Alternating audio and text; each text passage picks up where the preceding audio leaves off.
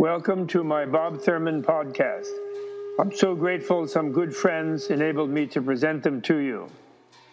If you enjoy them and find them useful, please think of becoming a member of Tibet House US to help preserve Tibetan culture. Tibet House is the Dalai Lama's cultural center in America. All best wishes. Have a great day. This is episode 29, titled Meeting Vimalakirti. And I really like it. I was amazed, but I was commissioned to translate this from, actually I was supposed to do but the man who commissioned it, being a Chinese scholar and gentleman, he was in love with the Kumarajiva version.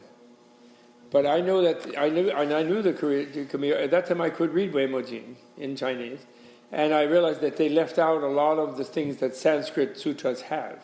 They didn't include, to make it more readable in Chinese, sort of formalities and repetitions and things like that. And then I found a second Chinese one later by Xuanzang in the 7th century, which was closer to the Tibetan than Sanskrit. So then I translated from the Tibetan, didn't have the Sanskrit at the time, and then when they assembled a team of 5 Chinese scholars and monks and everybody to challenge me, because they're all into the Kumarajiva, I defended myself with the Xuanzang version. And I said, yeah, but Xuanzang says this, and then they let it pass, finally they decided to leave it alone. But I had a long debate of about a month with all these Chinese scholars, and I was not bad in Chinese in those days. I could, I could speak it and read it a bit. Unfortunately, I had that's never mind. That's a story. Why I don't remember it so well. Okay, so thus have I heard at one time. And I'm going to do another edition of this, and I might change a few things, But anyway, thus have I heard at one time. It's kind of good, although nowadays I would translate, thus did I hear on a certain occasion, I would translate nowadays. Because what that first phrase, evam maya shruttam ekasmin samaye, and what that means is that this sutra was heard by a major disciple of the Buddha who had a photographic memory, and he was there at the original discourses, when they put evam maya shruttam ekasmin samaye. Now, Western scholars don't believe that. They think that different people just wrote Mahayana sutras and then said Buddha did it, because they don't respect the tradition. But from Buddha's point of view, this was done in Buddha's time.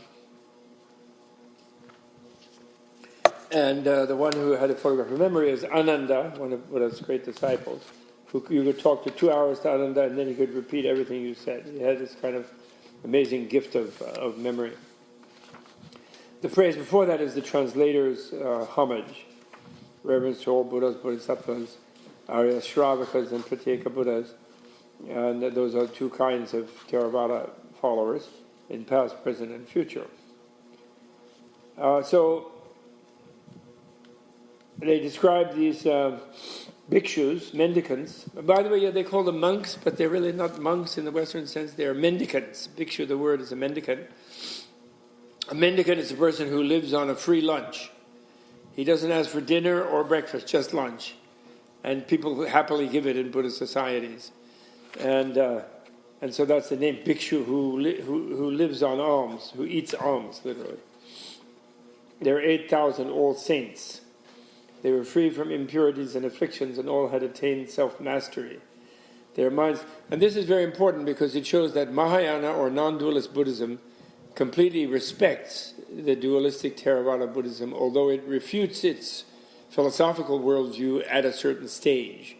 But in the meantime, it's a good basis sort of thing for most people, because it is difficult to jump into non-dualism right away. It's kind of too difficult for most people. Although some people intuitively think it's just, of course, correct.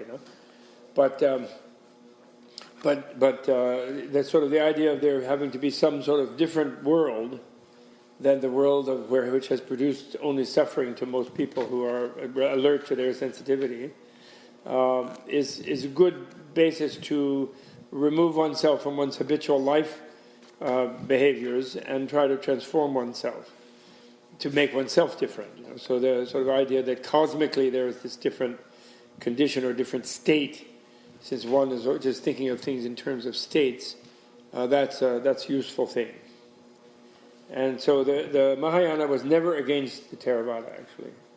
And in fact, the number of monasteries in India, after 400 years after Buddha's time, when Buddha predicted India would be ready for the non-dualists, more generally, Mahayana in other words, and he taught it only kind of esoterically to his followers in his own day.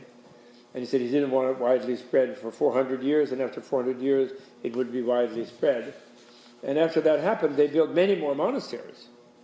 So the way that modern scholars talk about Mahayana was a rebellion against a bunch of dry monks who were in pain and this and that, and they consider Vimalakirti, proves that by Vimalakirti, refuting the views of some of the great monks.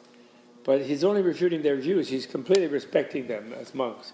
He's venerable. He calls them. He honors them. And here he introduces them. Their minds were entirely liberated by perfect knowledge. They were calm and dignified like royal elephants. They had accomplished their work, done what they had to do, cast off their burdens, attained their goals, and totally destroyed the bonds of existence. They all had attained the utmost perfection of every form of mind control. So they really calmed down, type of thing, and very cooled out, these monks, Although actually that turns out to be a slight drawback eventually from the bodhisattva point of view. Although they are wiser than a beginning bodhisattva, the bodhisattva, by cultivating compassion from the beginning and maybe getting a little more delayed in developing that wisdom of detached wisdom that the arhats have, or the saints have, but they have this sort of more emotional fire, you could say, in their cultivating of compassionate deeds. So they evolve toward Buddhahood as bodhisattvas more fast. Once the arhats become arhats in a single lifetime, or saints, they're so cooled out, it's like, yeah, I'm compassionate for everybody, but it's like too much trouble, yes, I'm nice, I'll be doing my best for people, but, actually, I'm not going to get too head up about it, I want to run for president, sort of thing, The arhat gets like that. So then they don't cultivate the other side, the body of Buddhahood, in a way, you could say. The highly developed relational being that a bodhisattva becomes in order to become a Buddha. Then he goes into the bodhisattvas, which he gives a larger introduction to the 32,000 bodhisattvas. We don't know where they were all sitting. But in other larger sutras, it's very, very sci-fi oriented. Where do all these bodhisattvas come from? They sometimes come from other universes. When a Buddha is teaching or a Buddha is present, they come flying in their mental bodies, meditational bodies, subtle bodies, and they sit in space, all stacked up in rows, like in an amphitheater or something. And in like the Avatamsaka, the Garland Sutra, the Huayanjing, the Avatamsaka Sutra, they describe like some bodhisattva parking attendants. When the bodhisattvas come in from other universes to hear the Buddha teach, they sort of station this one in the north, this one in the northeast, that one in the west, and it's kind of... Meanwhile, these guys are trying to run from Vimalakirti, meanwhile. No, not the Buddha. No. Oh yeah, they're not coming to Vimalakirti, they're coming to Buddha here, in the first chapter. No, but I mean later, because he's... Well, they're all still scared of him. Right. They're not really... Actually, in one of the versions says, in some of the translations, they used to say, I don't want to see Vimalakirti today, they say. Mm-hmm. But that's not what it says in Sanskrit. It's not utsahami. It says, I'm not enthusiastic to see him, is what they say. In other words, I translate, I'm reluctant to go see him. So they're not saying they're not really afraid of him. It's just that every time they've seen him in the past, he's taken them to task for some dualistic idea of some kind of problem that they have, And they learn from it, and they say it was really great. I couldn't say anything. I learned this new thing, but I just don't feel like it today. It's like you don't feel like putting your toe, jumping in the cold stream, in the summer. It's going to be a kind of shock, But then they all rush to see him when Manjushri says, I'll talk to him. It's okay. Then they say, let's go hear what Manjushri and Vimalakirti have to say to each other. They say later. So anyway, they say all about the bodhisattvas, which is really nice. All this introduction of the bodhisattvas, and they're, you can't even say they're so amazing. They were inexhaustible mines of limitless virtues, and they glorified innumerable Buddha worlds with the splendor of these virtues. They conferred great benefit when seen, heard, or even approached. Were one to extol them for innumerable hundreds of thousands of myriads of aeons, one still could not exhaust their mighty flood of virtues. So, you can read that yourself, so I don't need to read it. So then, so they present Buddha in the opening setting. And the other thing about it is Buddha is staying with the movie star in her grove and garden. And the locals of the great city of Vaisali, which is like New York, it's like a big financial center of the time. And they are all outraged that he didn't accept their invitation to stay in City Hall or, in some fancy hotel in City Hall. But that's because Buddha had a policy when he would go to a town or a city, the first person who invited him, he would accept their invitation. And she had a better carriage than the city mayor, and she beat them in the race and jumped down from her carriage and said, Your Holiness, to the Shakyamuni, please stay in my garden grove and my servants and everyone. She had a house in the suburbs, in like Westchester, and please stay there and then we'll serve you and the 500 monks, So they were outraged, the elder people, and they didn't come to attend him and listen to his teaching. That's why the 500 young people came, the yuppies, their children came. But the older people didn't come, they were like huffed up, he's staying there with the head, like a movie star, Marilyn Monroe. He's out there with Marilyn Monroe, we're not going out there. Him and his 500 monks. So then the young 500 Lichavi youths, each holding a precious parasol made of 7 different kinds of jewels, came forth from the city of Vaisali and presented himself at the grove of Amrapali. Each approached the Buddha, bowed at his feet, circumambulated him clockwise 7 times, laid down his precious parasol, and offering him withdrew to one side. And so then, this is the first miracle Buddha does. So it's a piece of performance art, I call it, where he takes this step. Must have been 500 jeweled parasols. Must have been quite a pile of jeweled parasols.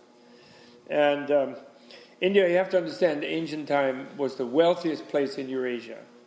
So it's not unrealistic that there would be huge mountains of jewels there. Maharajas, even after Muslim conquest, they would give away their weight in diamonds and rubies and emeralds and things every year, right, to the populace, just fling it out there. And they were pretty fat, those Maharajas.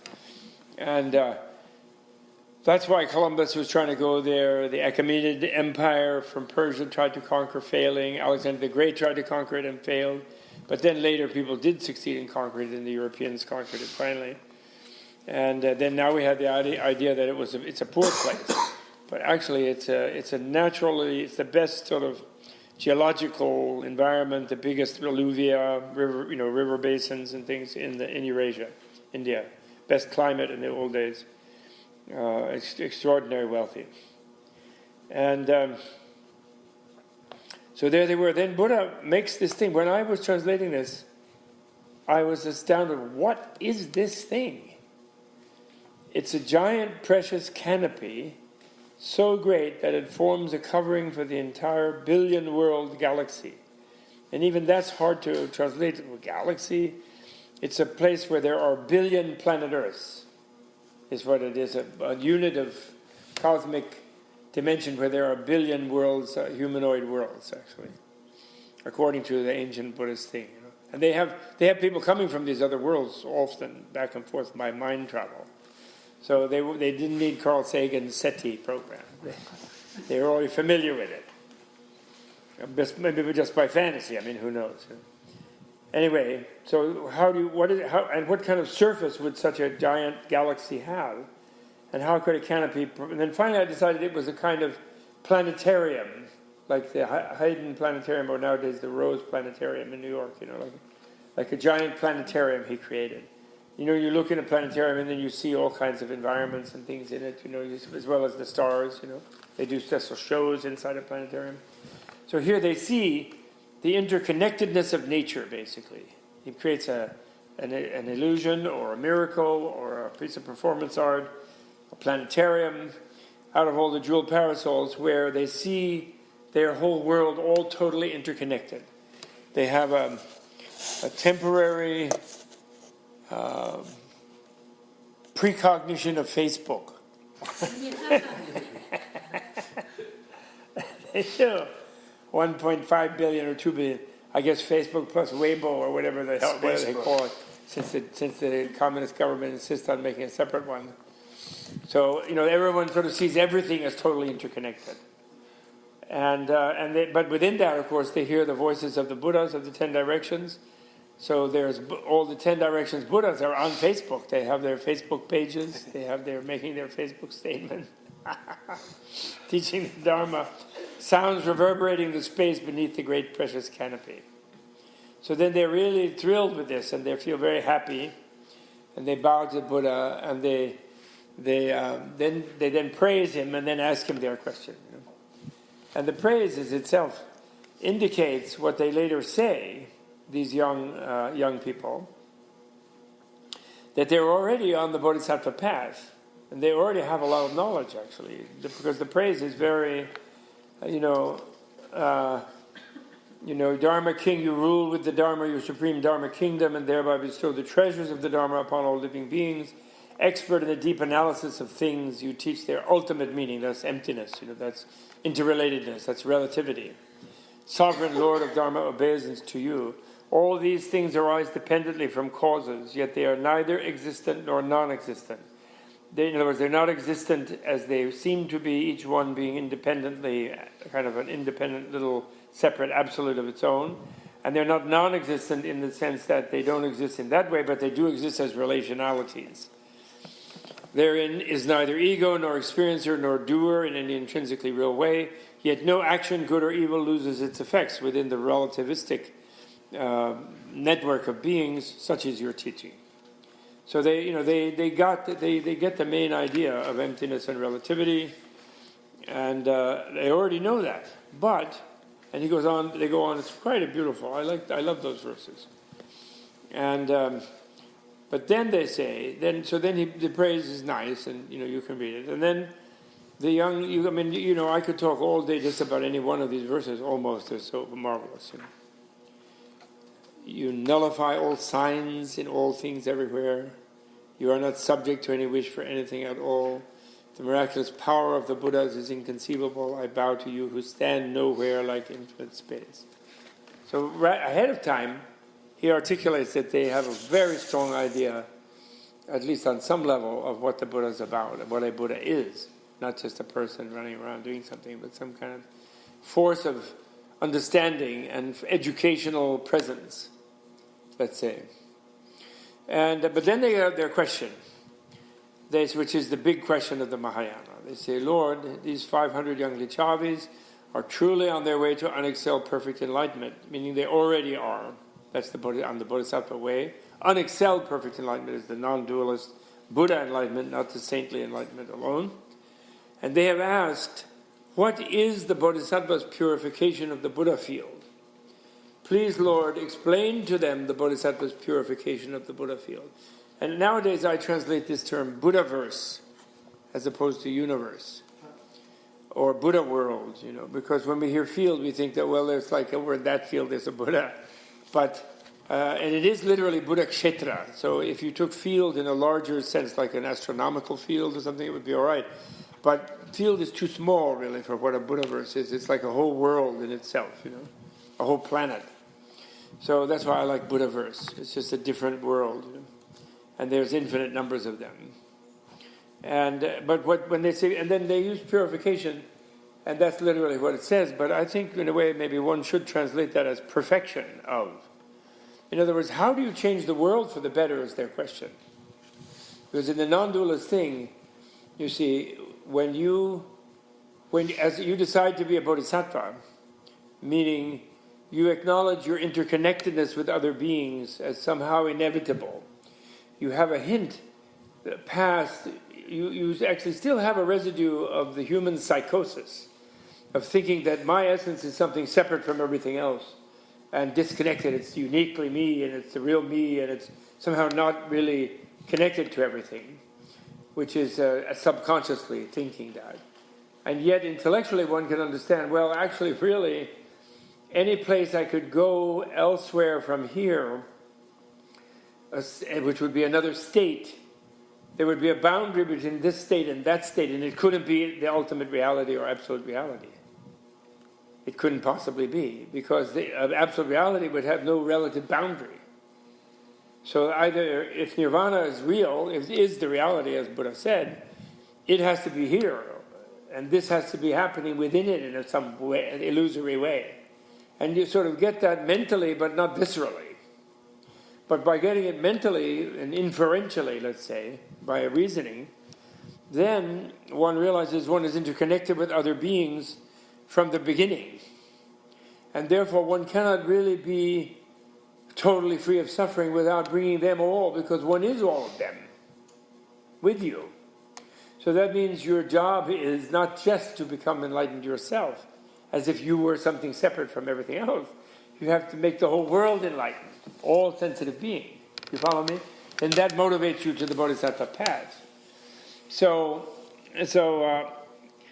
But it seems so difficult, because you still subliminally feel, well, I'm a sort of separate. I'm not the building here. I'm not this old beam. I'm not the rotten window over there. I'm not the tree in the grass, and I'm not the other people. I'm really, how can I change all of that? It seems so massive, And this is the reason that in Mahayana philosophy, there's considered two major branches of non-dualist philosophy, and one is called the mind-only school, which is the main one and the only one really that spread well in China, except for very few people. A little bit in Chan and in the Zhonglun school, but otherwise the main predominant worldview in Mahayana Chinese Buddhism up to now has been this Faxiang, mind-only school. Everything is mind. And that's considered, although that is ultimately critiqued by the middle way school, and that was the biggest school in India by far always. But it's considered an essential place to enter into the Mahayana with. Why? Your mind seems like something you can change. All of the concrete seems really hard to change. So if somehow at some deep level it's all mind stuff, then you can have an enthusiasm, you can have an ambition.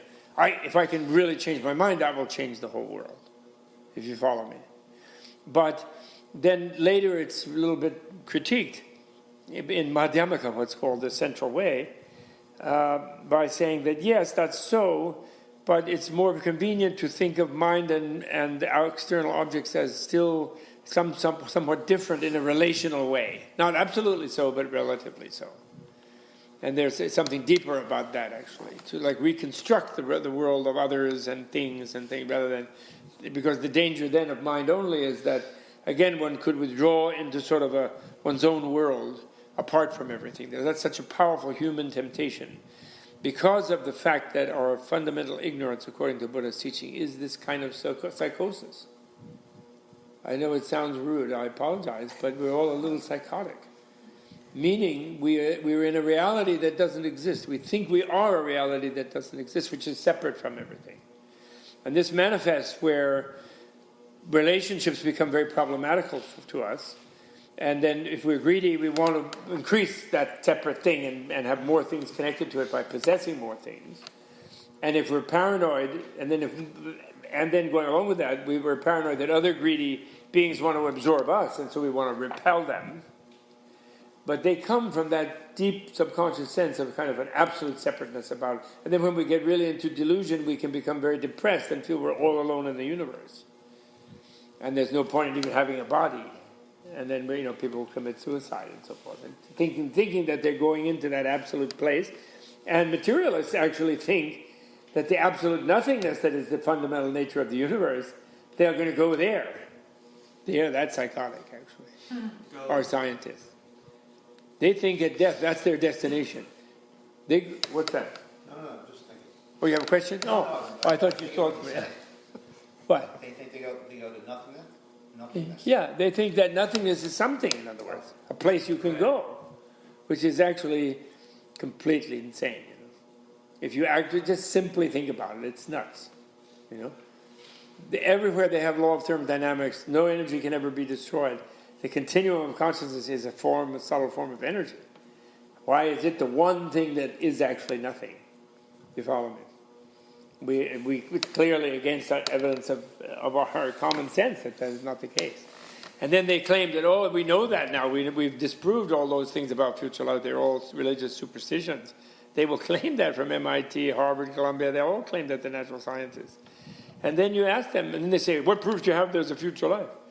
But you don't have to even say anything. There is a lot of evidence, actually. But you ask them, what evidence do you have that there's nothing? And when will you ever find that and have evidence of that? Carl Sagan, Richard Dawkins are going to report back from nothingness? We're really here, for sure, we're in nothing. That'll never happen. So they'll never have evidence for that, actually. So they're basically, it's a superstitious, psychotic idea to think you can be nothing. And creates recklessness and irresponsibility like psychotics are, because they think they're not there really doing anything. It's just all some meaningless, random whatever, and has no meaning, and no consequence, because they're not really there.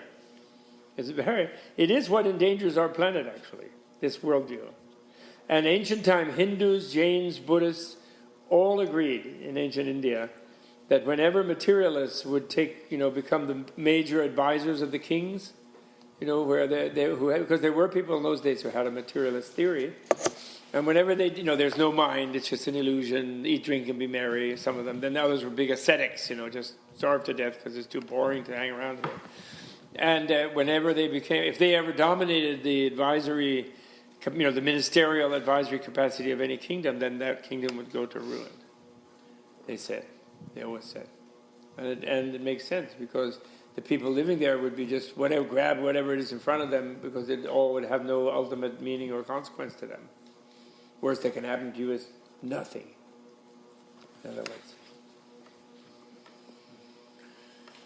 So those people like Sam Harris and others who scream and shout about how horrible religions have been, causing people to do this and that, and they talk ISIS, look at those fanatics, or there are plenty of Christian fanatics and Jewish fanatics and Hindu fanatics, and there's even Buddhist fanatics, and they all go nuts, but very few relatively are Buddhists, because God is not there to help them out, being fanatical, but usually.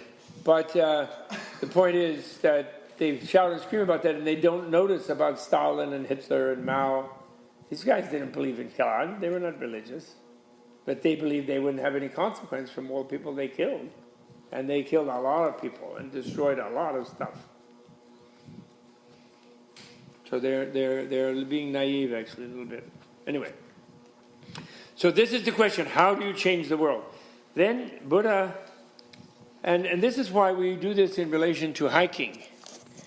Because the idea is when you get to the top of the mountain, and you look out and see the Buddha land, and you see the interconnection of everything in the green ocean that you see from the top of the hill there. You see the little island down here. This is our little Buddha, our little kind of Buddha base here. But the Buddha land, you just look out over the mountains. It's marvelous. And meditate on that, The interconnection, to see the great canopy that Buddha made, the jewel canopy, in which everything is all interconnected. And that means that if you have a good vibe in your mind, you send that out to all the presidential candidates, the nice ones will be inspired.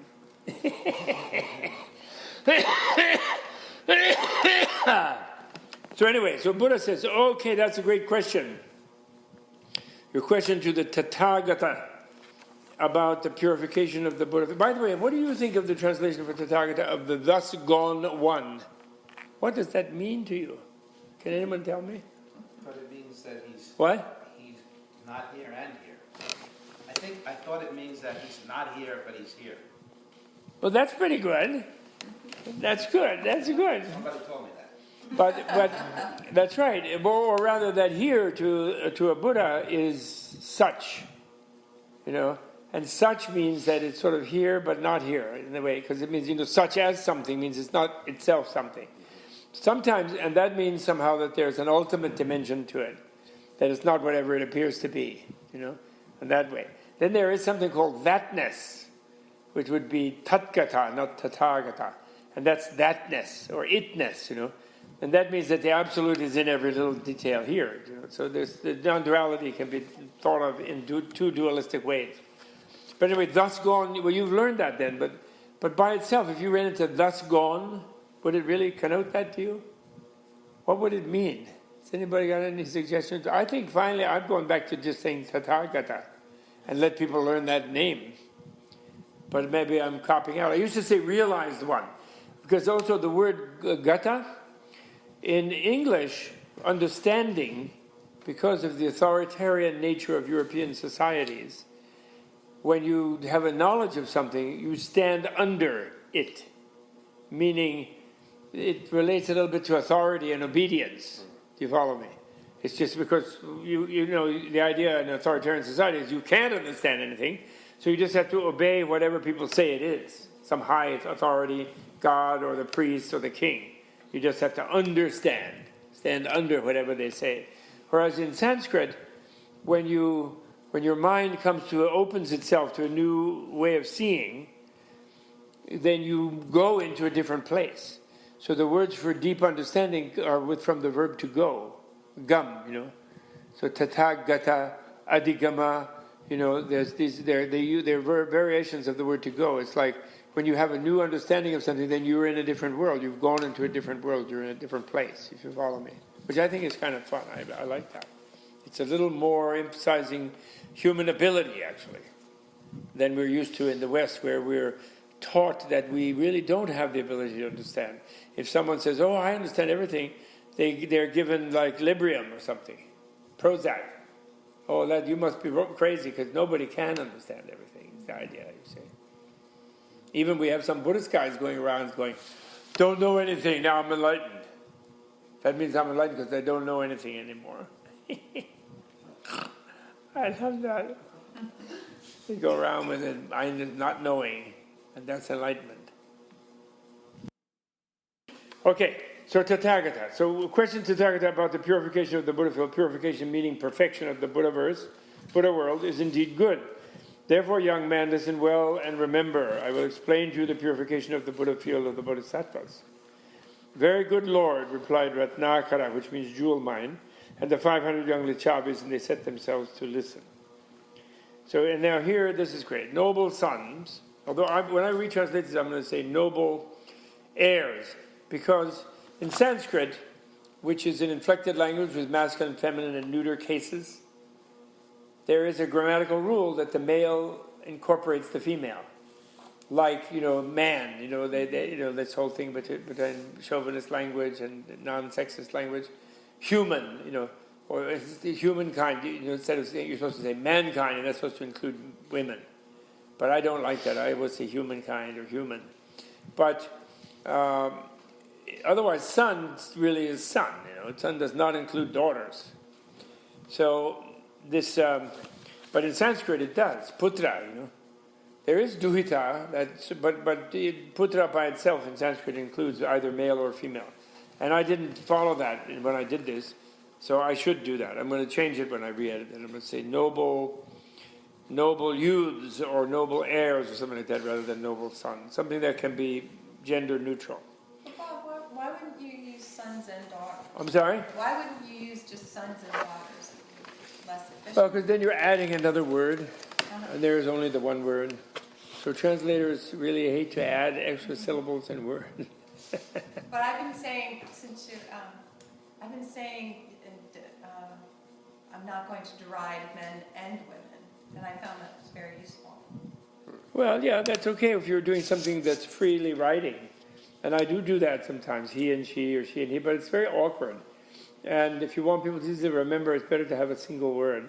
And the word heir is perfectly good, or a child, or a youth. Those are all fine, in my view. Mm-hmm. You don't have to, elaborate.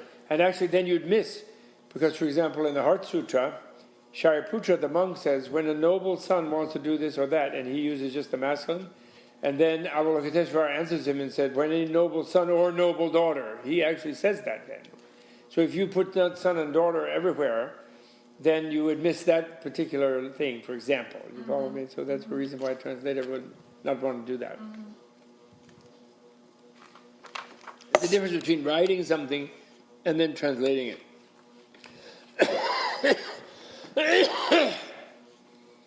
And, that's what I was trying to say about the Chinese translations. If instead of going to make a special language that then created a subculture in Chinese civilization, the Buddhist subculture, they had persisted in using the same words that the Taoists and the Confucians used, sometimes altering with a special word. Like sometimes they use Tao for Dharma, which they still do even after they made a special thing. And then they use Fa, which means like law for Dharma also. And, but, in an American dictionary or English dictionary or any European dictionary, and nowadays probably in a Chinese one, I don't know modern Chinese ones now, they have meaning 1, 2, 3, 4, 5. Some are archaic, some are meanings in different contexts of the same word. So eventually you would have had a dictionary where you would have had Tao in Taoism meaning, and then Tao in Buddhism meaning Fa, meaning Dharma, and then there would be that right in the dictionary, and yet the word would be familiar sounding to the Chinese reader, and then it would not be so easy to make a subculture out of it. You see, that then some Confucian scholar or reader of ancient classics and history would say, I don't read that stuff, because it's some other language that I don't like. And Xuanzang in particular, he translated more Buddhist technical writings, not just sutras, and then he made terminology that was just a little bit difficult for Chinese intellectuals. But now, probably not so bad. But it's an undiscovered country, the whole thing. We'll see what happens. Okay, so then they said, so this is a very powerful statement. Noble heirs or noble youths, a Buddha field of bodhisattvas is a field of living beings. So the universe is not a bunch of rocks and stones and round planets and things like that primarily. It's actually interwoven mind stuff of beings. He's pushing in that direction. And by living beings, he doesn't just mean humans. Gods, Buddhists never rejected that there are gods. They reject that there's one creator God who is to be blamed for the whole thing or credited for it. That they reject. And they even have God himself rejecting that he did that. Brahma, the creator, who the Indians think of as creator at this time, he says, I didn't really do it. Don't blame me. He said, I did my best, but I'm not there is no one single creator, mind. But Buddha's not one, and there isn't one, but there are plenty of gods. So they are powerful, and they're demons, very powerful ones. And so it's a minefield of all these beings, rather than some sort of mind and matter or like bunch of junk, universe. So a bodhisattva embraces the Buddha field to the same extent that he causes the development of living beings. So by changing the beings, starting with yourself, that's how you change the universe. He embraces the Buddha field to the same extent that living beings become disciplined, and that word dolwa literally means tamed, which I was translating disciplined there. I might go back to tamed if I redid it. I might say educated now. He embraces a Buddha field to the same Buddhaverse to the same degree that through entrance into a Buddhaverse, living beings are introduced to the Buddha intuition.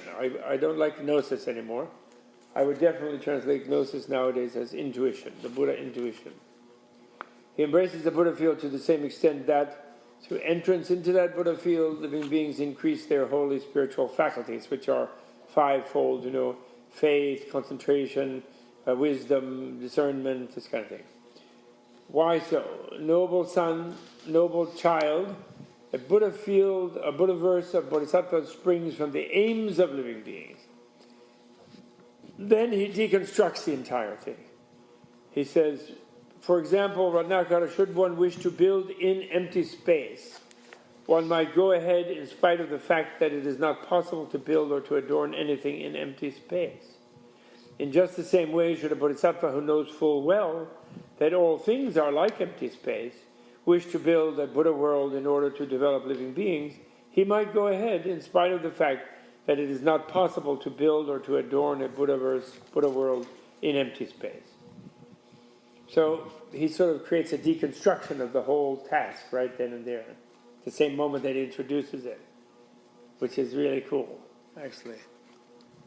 And that means sort of don't get all like attached to like, oh, I'm going to do this perfect thing. You know, you realize in a way it's impossible. In a way, other Buddhas have already done it. It gives you a little bit of relaxation to deconstruct it at the same time as you have ambitious for it. And he doesn't say you shouldn't do it. In a way, he says goes ahead and does it even though knowing that it's impossible. I love that actually. Actually, it's in my horoscope, my Western horoscope.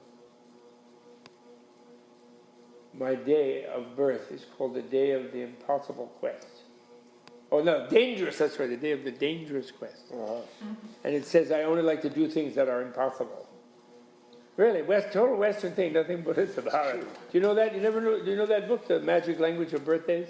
No. By Brett Schneider and Elfers? Or I think Gold Schneider and Elfers. Oh, it's a great book. Do any of you know that book? You should look up your own date, but beware. You'll get good advice. It's a great book. It really is. You can find it online, actually, just to look up your own date. You don't have to buy it. Then he goes on and on all this stuff about where all these great qualities that people have, you know, positive mind, morality, tolerance, effort, creative effort, meditation or concentration, wisdom, the four immeasurables, love, compassion, joy, and impartiality, the four social graces, I would call them nowadays. He says here, means of unification. I wrote in those days. All liberative arts and activities will be born in his Buddha field. And here you want to say his or hers, you know, when you have that particle. But actually there is a convention that you can say their, you know. You can pluralize it and then it becomes gender neutral. That's easier than two words, you know. Anyway, so 37 leads to enlightenment, etc. All this incredible stuff. And finally he says, his virtuous application is tantamount to his high resolve. That means we're really motivated, dedicated at work. His high resolve is tantamount to their determination. Their determination is tantamount to their practice. Their practice is tantamount to their total dedication. Their total dedication is tantamount to their liberative technique, or liberative art, I would say nowadays. Their liberative art is tantamount to their development of living beings, and their development of living beings is tantamount to the purity of their Buddha field. The purity of their Buddha field reflects the purity of living beings. Purity of living beings reflects the purity of their intuition. The purity of their intuition reflects the purity of the teaching. The purity of the teaching reflects the purity of their transcendental practice. And the purity of their transcendental practice reflects the purity of their own minds. So then that miracle, he does the miracle where, right? You know that, where Shariputra says, how can he be Buddha? What kind of impure guy is he? Shakyamuni, when the world looks so terrible. It's not pure, and so his mind must have been really impure. And then he teases him, right? Then he puts his toe down, and everybody sees everything as perfect Buddha field. So that's the challenge, you know. That means that Shakyamuni Buddha, and actually timeless Buddhas, have already made this world into the perfect one for us to evolve positively in. That's the vision they all have. So we can't excuse ourselves by saying, well, I have to work on my job, I have to do this, I have to do that. I can't put all my effort toward enlightenment because I've got to compromise in all these ways because it's just a bad circumstance. I'm not living in Shakyamuni's monastery or something. But actually we are living in Shakyamuni's Buddha world. That's the Vimalakirti message, you know. Because when he puts his toe on the ground, he temporarily gives a revelation to people that everything is cool. Actually, I love Reverend Michael Beckwith. Michael Bernard Beckwith. Did you ever hear of him? Mm-hmm. I love that guy. I only met him, I met him a bunch of times actually, but I only met him in a really more dialogue context where we had because I heard when he gave a sermon and then he asked me to give a talk too. And his sermon was entitled, All Right Already. Nice.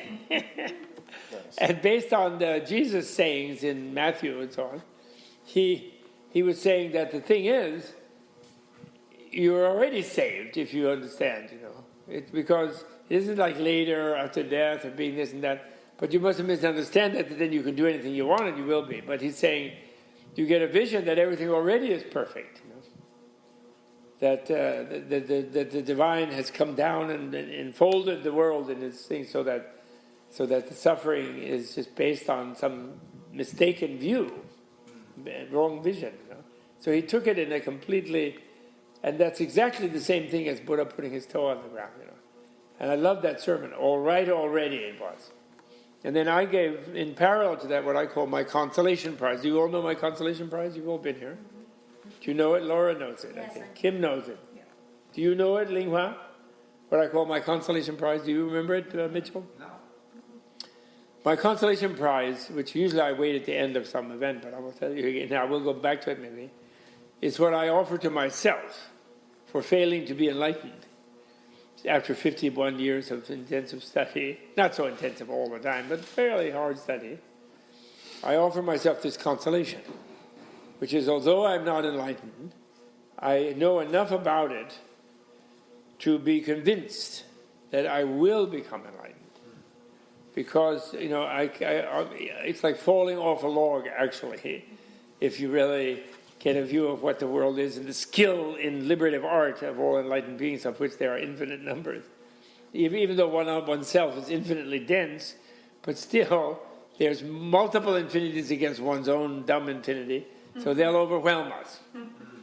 So I know I will be enlightened. And then I come to understand that enlightenment, nirvana, when you attain nirvana, you only do so by realizing you've always been in nirvana. Because it's like the kind of thing when you come to know it, you realize you always did, but you weren't paying attention to that deeper knowledge that you had of whatever it is. You were somehow distracted on some other plane of thinking this was what was real and that. But we are as underlying, you actually were there without realizing that you were there because of ignorance. So, but when you get there, whenever it is, you then revise all of your past experience. Even death, even sojourns in hell, even living as a cockroach or a crocodile or a mosquito, whatever it is, you realize that was all just some sort of play on the surface, infinite surface of nirvana, clear light of the void, clear light of bliss. So that means that's my consolation. I have a headache, I have a toothache, I'm just recovering from the flu, I'm tired, my voice is like that.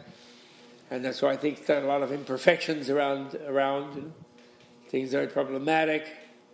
But later, whenever it is, doesn't matter, it can be 1,000 lifetimes later, when I do attain nirvana, I'll realize this is great. This is nirvana now.